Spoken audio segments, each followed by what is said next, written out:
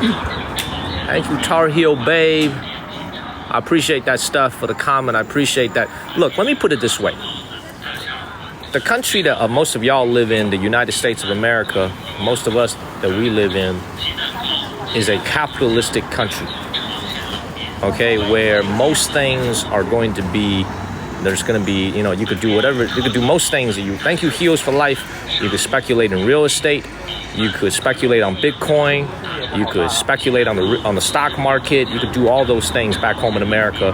And as long as you don't break any laws, there's very few limits. You know what I'm saying? There's very few limits to what you can do because it's a capitalistic country. Even though some people may not like that, the result of that is that it creates a lot of economic opportunities for arbitrage. I just think that if you're an American, you guys, a lot of times when you watch my show, you see the prices here are very low for everyday groceries, for everyday things compared to, let's say, for example, back home, and y'all are always amazed. But I think you guys also need to ask yourself, why is it that things cost more back home in America? It's because we get paid more. Well, here in China, I think my biggest takeaway from living here in the last few years, last 6 years, 5.5 years, is that this is not a rampant capitalistic country. This is a Chinese socialism with Chinese characteristic country. This is not a rampant capitalistic country. So a lot of the ways that, you think about how people can transcend across different socioeconomic ladders, I just think it's harder in a country that has 1.4 billion people versus a country that has only 300 million people because there's just so much more competition. I will tell you this. If you are a young person who's watching this right now and you are living in China, and if you're like 26, 27 years old, now is probably the best time to have a child because there are so few babies now compared to 10 years ago. When your kid goes to college, when it's time for your kid to take the college entrance exam, when it's time for your kid to take the high school entrance exam, there's going to be fewer competition because there's just fewer babies born in the same year as your kid, right? So it's like now is a really good time to have a kid. So like for me, if I have a kid, I would like to do it this year, next year, sometime in the next couple of years because there's just fewer human beings being born here at this time. Thank you, Good Deed. So please, there's a high school entrance exam. So a lot of people probably don't even know this. Like, that's kind of crazy what I just said, right? 50% of kids in a lot of major Chinese cities cannot go to a public high school. There isn't enough spots in Shenzhen, in Shanghai, in Beijing to accommodate every single high school student. So you have to take an entrance exam to get into high school. Not even to get into college. To get into high school, you need to take an entrance exam. And if you can't get into a good high school, then you got to go to a trade school. As young as you're 14, 15 years old, the career trajectory of your life is altered. You know what I'm saying? Like you can't go to a normal high school. You got to go to like a trade school, which is not a bad thing, but which means that you're likely going to have a harder time getting into college. So it's what I mean by that is like, you guys have to understand, man, this is a country with 1.4 billion people. There's not enough resources. There's not enough hospitals and good high schools for every single person. They're working on it, but there's going to be different levels to everything.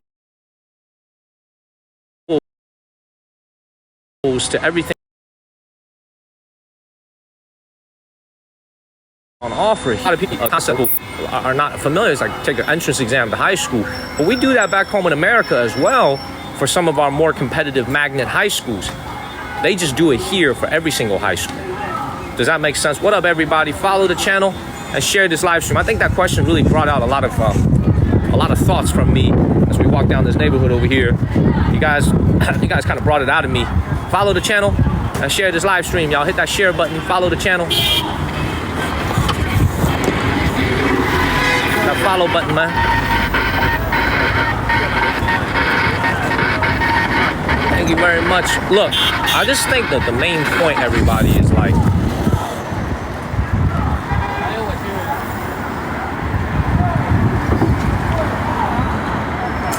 Hold up one second. That's so dirty. There's a lot of dust over here.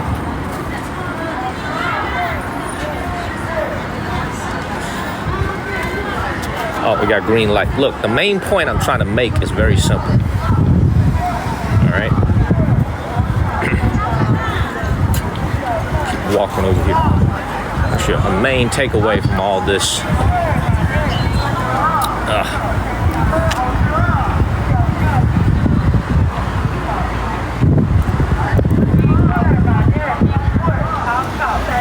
I'm just gonna give you guys a very simple breakdown. Okay. Thank you, Blue Jambian Les. This is gonna be a very, very harsh reality of what I'm about to tell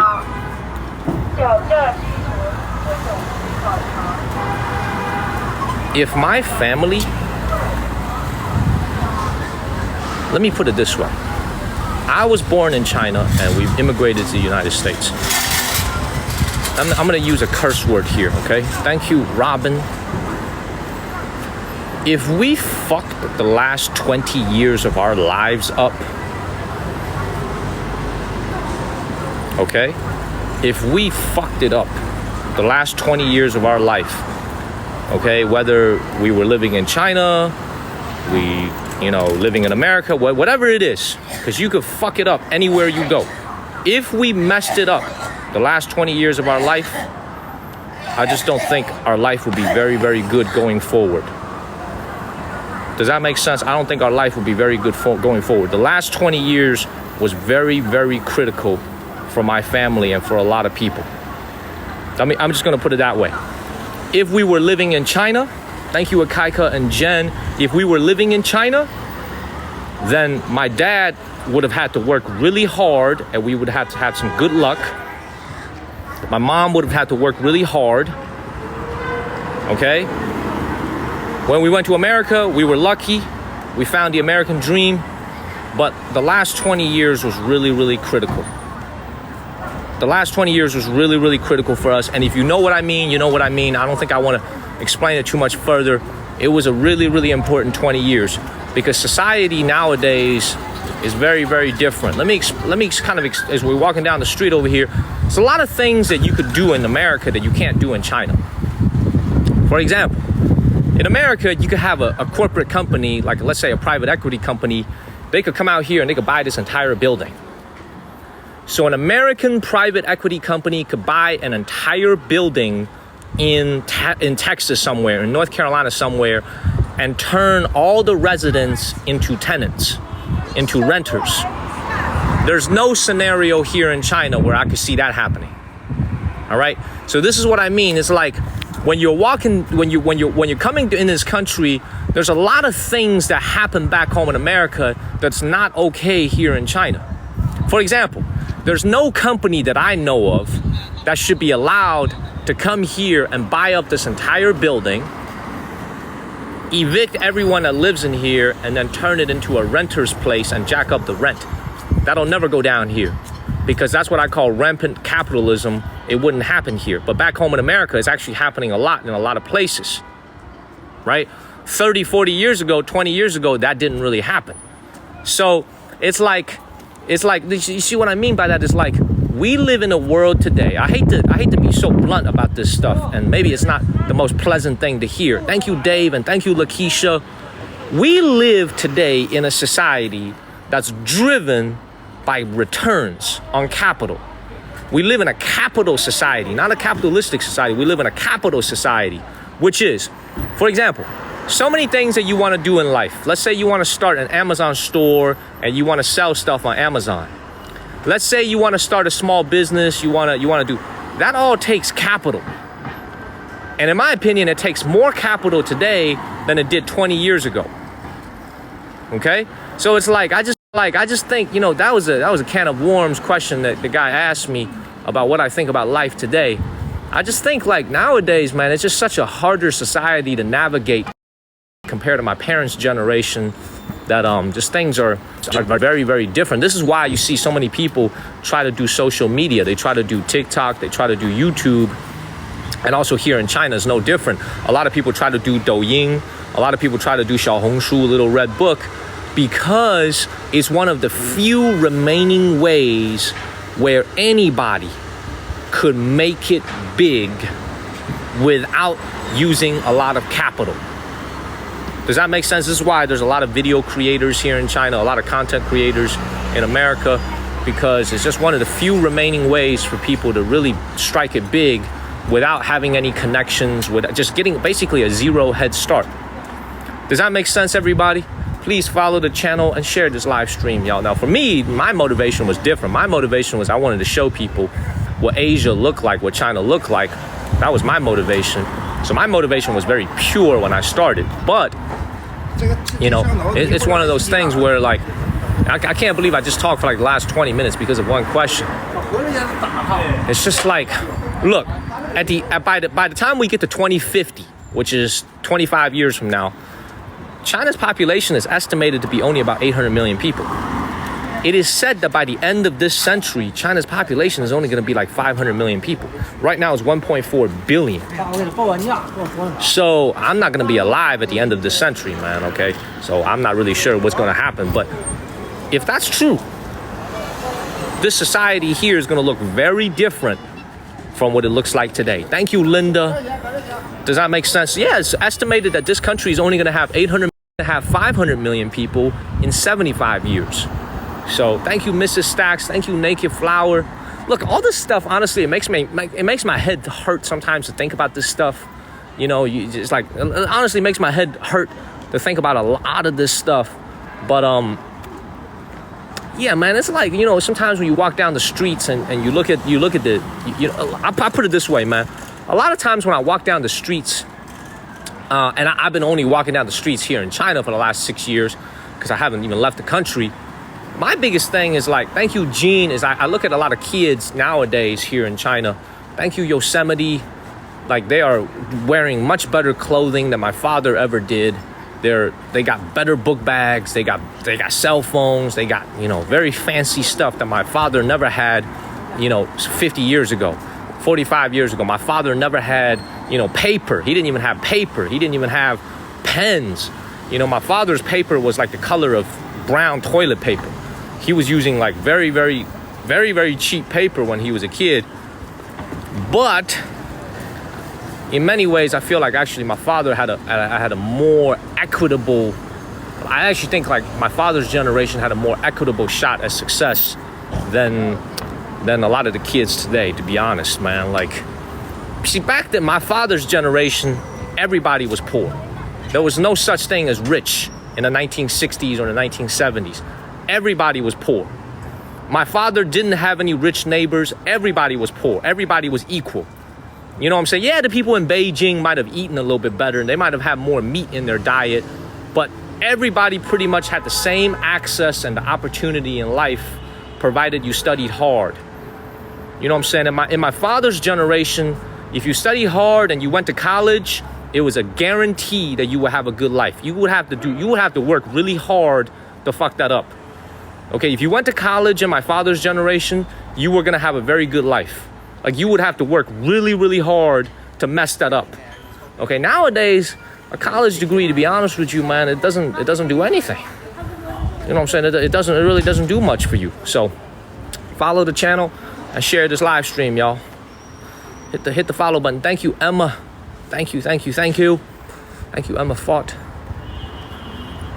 Thank you very much. Thank you, Paulav. Look, just thank you, Raiko and Paulav. Just some thoughts as I look. Let me tell you guys another thing. You think? Let me tell you guys this. You think a lot of the kids that go to America from here in China, a lot of the kids that go to America for academic degrees, right? They spend $300,000-$400,000 over the course of 4 years to get a degree from America. Do you really think they care about getting a job in America? Like, let's be real with it. Yeah, some of them do want to get a job in America. They want to stay in America and they want to work there. Do you think a lot of them really care about getting a job in America? The kids that have an opportunity to go to NYU, the kids that have an opportunity to go to Columbia, the kids that have an opportunity to go to Michigan. Do you think they really care? You think they really care about this? Right? You think they really care about that? Right? A lot of them, they already have a family business. You know, for many of them, the kid is just there to see the world. And when they graduate, they come back to China, they take over the family business. They don't even need to get a job. So it's like, you know, this is why I always tell people, it's like so many things in society today, if you see it from the lens that I see it, you know, it's so different from my dad's generation. This is why, like, almost, to be honest, man, like, there's a lot of people who feel like, you know, I don't know how to say this, man, but it's like, so we cut through this neighborhood here. I'm gonna make sure I'm going the right way. Yep, we are. You know, all this bullshit and all this blabbing, we're actually almost there. We're actually almost at our first destination. So, like, look, let me put it very frankly with you guys as we walk down the streets. My family is a very typical family. We're not wealthy. We're not rich. We're just normal people. We're normal middle-class people in America. We're just very, very normal middle-class folks in America. We were normal middle-class folks here in China. We lived in a building just like this. My dad was not a politician. My dad was not rich. My mom was not rich. We were just a middle-class family, right? Dude, this is very simple. But my father and my mother were very highly educated people. They stayed within the lines. They never did anything that they shouldn't have done. They just worked hard. They went to work every single day. And it worked for us. You know, we were able to go to America on an academic scholarship. My dad was able to go to America on an academic scholarship, and we were able to achieve the American dream. If we stayed in China and we never went to America in 2000, I can tell you one thing, and I'm sure of this, my family would still be doing very well, because we would have been in China during the most rapid 20 years of economic growth. We would still be doing very well. So, like, a lot of people back home in America, let's impartially speaking, they might say, oh, well, you went to America, your life is better off. Technically, if we never went to America, I can assure you our family here, living here, would have actually had also a very decent life, because my parents were very highly educated. They would have, it's not like they had no education. We would have had a good life here. But the big question is, I wouldn't have been able to see the world the way I do now. I wouldn't have been able to do the things that I do now, because obviously I wouldn't have had a Western education. So all that is to say, like, you know, but nowadays, now here's the kicker. Here's the crazy part. Nowadays, right? If I was still 11 years old instead of 33, I'm turning 34 next month. Now, if you look at my life versus my family's life back then, I just think it's a lot harder. I just think it's a lot harder, man, because there's a lot of forces at play here in society that's kind of hard to explain. But I just think it's kind of hard to explain to the Americans back home, man. But this society nowadays, a lot of the social classes have become solidified. It's hard to transcend into a higher social hierarchy, way harder today. Let me give you guys an example, if I could give you guys an example. I love to give examples. I love to give examples. I love to give examples. I love to give examples. Of the state in China, what would have most likely happened is that my father would have gone to Shanghai or Shenzhen or Guangzhou if they never left China, okay, 20 years ago. Think about the scenario. If my father never left China, he would have gone to Guangzhou or Shenzhen or Beijing to look for a better job.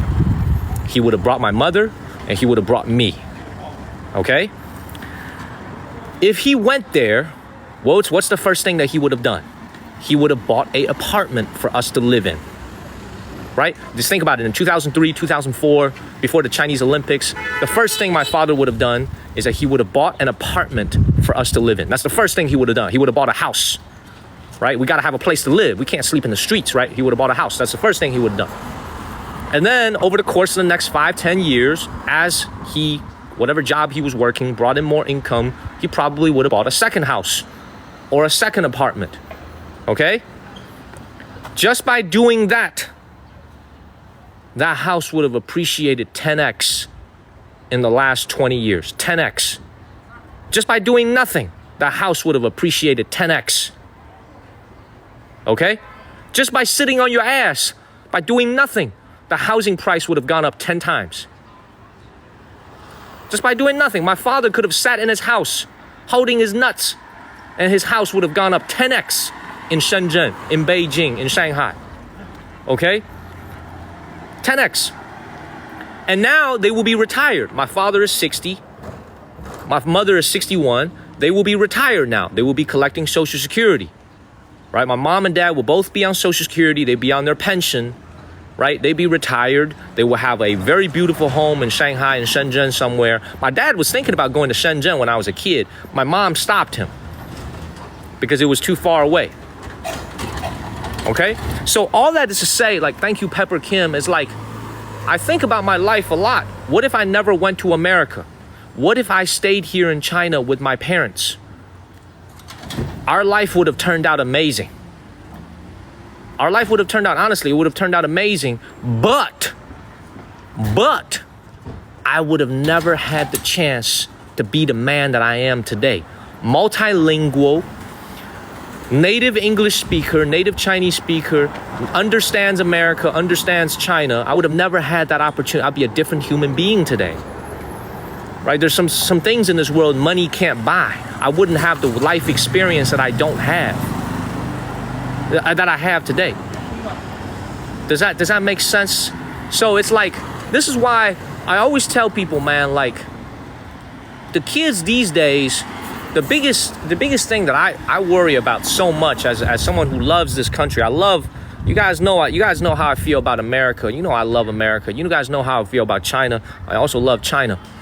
So many of the things that happen in our societies today, I think could just be explained by a very simple fact, man. If you're a young person and you're 20 years old and you're in college right now, you have to have what I call a sense of hope about the future. Thank you, Nick and Wayne. Thank you. Great to see you, Nick. If you have a sense of hope for the future, it'll motivate you to work harder in life. Like this kid right here behind me, he's listening to me speak English. If you have a sense of hope about the future, you will study harder in school. You will work harder at your job. If you feel like you can never afford a home, you can never afford to get married, you can never afford to do anything, then you will be demotivated to do anything in your life. Thank you, Linda, and thank you, Duda. So follow the channel and share this live stream. The young people have to have a sense of hope about the future in order for things to work. Does that make sense? And also the other thing is, like, I think some of you guys saw the news, I think it just came out 2 days ago. China raised its retirement age, right? They just raised their retirement age. Do you understand why China had such a very low retirement age? Do you guys know the reason to that? Do you guys know the reason why back home in America, we work till like the full retirement age is like 67. You could start collecting Social Security at like, I think 60 and 61, but the full retirement age in America is 67. Why is the retirement age as young as 50 for women here in China? Do you guys know the answer to that? Thank you, Gail. Thank you so much. Do you guys know why my mom was able to retire at age 55? And Americans are retiring at age 60-something, 67. Do you guys know the reason why? The reason is very simple. Because that rule was put into place 50 years ago. This is a socialist country, right? The proletariat revolution.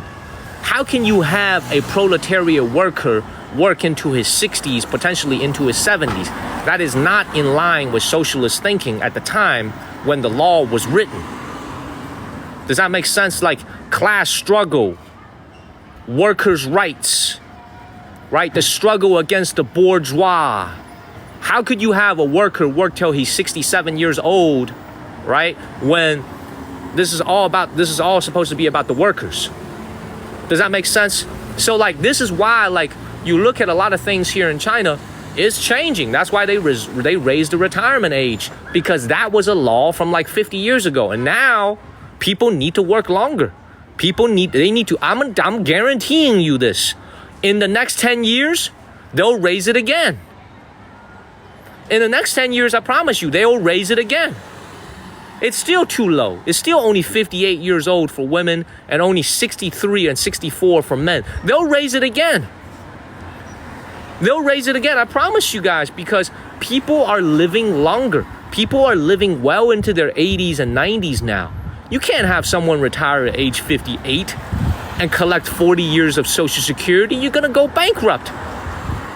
Social Security is not gonna last that long if you retire at 58 and you collect Social Security until you're 98. That doesn't make any mathematical sense. You know what I'm saying? So they're gonna raise the retirement age again, in my opinion, in the next 10 years, in the next 5 years. They'll do it again.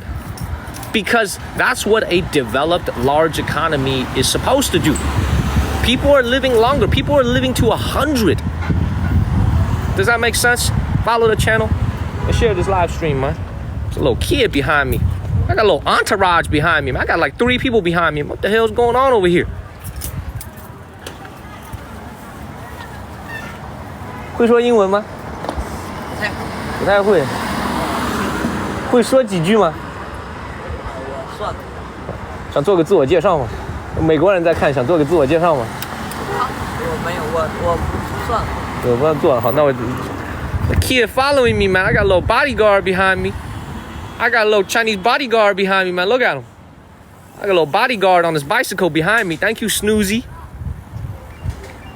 Let's keep it moving. Follow the channel and share this live stream.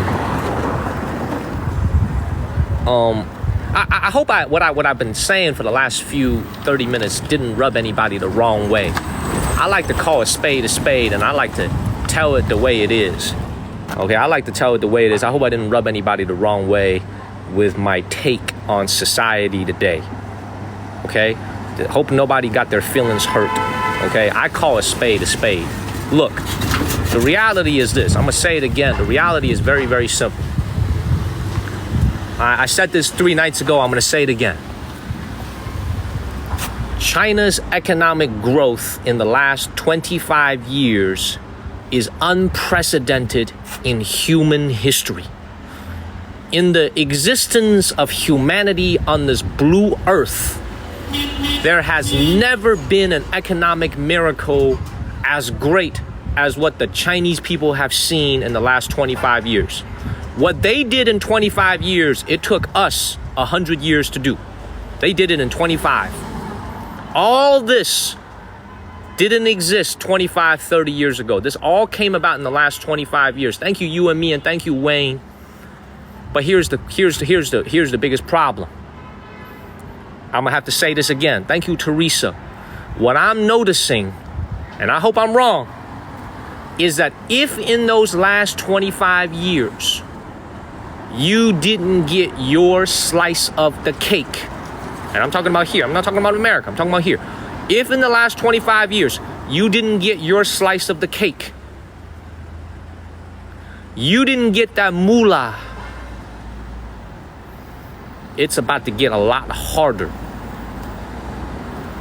Does that make sense? That's my take on the whole situation. If you didn't get your piece of the pie in the last 25 years of economic miracle,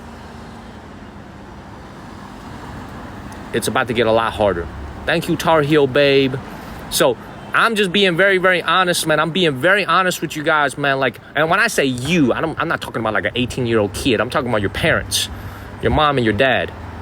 You know what I'm saying? My family did not get them. My family, it did not happen for us in the last 25 years because we were not here.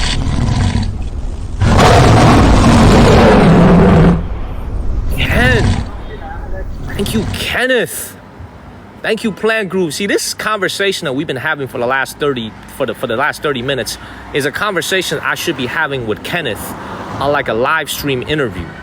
Because if you guys go to Kenneth's channel and you watch one of his interviews that he had, I find his perspective to be very interesting. And if there's anybody I should be talking to, what I've been talking to for the last 30 minutes, it's him. We should be having this type of a conversation. So thank you so much, Kenneth, first of all. Thank you. Thank you, Cash Money. Thank you, Kenneth. Thank you so much. Thank you, Cash Money, and thank you, Kenneth. Let's keep it moving. Thank you, Kenneth. I appreciate you. Ken, we're just walking down the street here in the city of Harbin in northern China, very near Russia, and we've been just talking about life today, the economy today, and what life is like here in China. the socioeconomic classes, the differences with America. We're just really just chatting this morning or your evening time. So first of all, I really appreciate you. I really appreciate Cash Money. I appreciate you guys. I appreciate everybody. But today is just like walking down the street in this city and just taking people's questions. And I really appreciate everybody. Give Kenneth a follow. Give my moderators a follow. And check out Kenneth's videos. Very, very interesting interview. I watched all of it. Very, very interesting video. Thank you, Leah. Thank you, Tina. Let's keep it moving. Thank you, me and Shumaya. Alrighty, let's get away from the economics for a second since we got some new viewers who just came in. And we're almost at our destination. So once again, this is the city of Harbin, a city of 9.5 million people that used to be a Russian Chinese town with a lot of Russian people living here who've now gone back to Russia in the past 100 years. Thank you, Terry and Claudia. It is a very, very historical city. It is the ice city of China. In the winter time, you're gonna get tourists from all over the world, all over the country, coming here to witness the ice festival. So very, very European and Russian influenced city. Thank you so much, Kenneth. I appreciate it. Thank you, Ken. Thank you, Kenneth. I know you can't stay. I appreciate you. Thank you, Kenneth. Thank you very much. Let's keep it moving. All right, anyway, I guess you do want to get back to what I was talking about because I find that conversation so interesting. Thank you, Wayne, and thank you, Marina, for moderating.